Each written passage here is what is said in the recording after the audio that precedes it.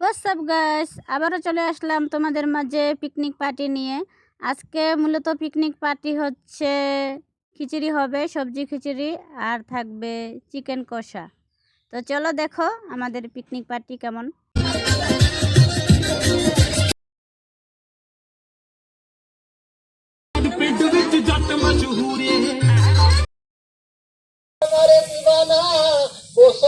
কথা মতে কবা না।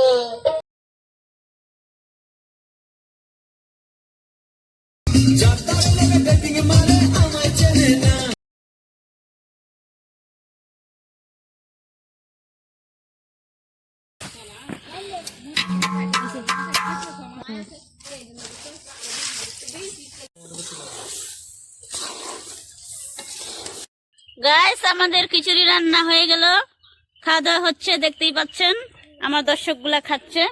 তো চলেন দর্শকের মুখে শুনবো কেমন হলো। মোটু ভাইয়া মজা, অনেক মজা।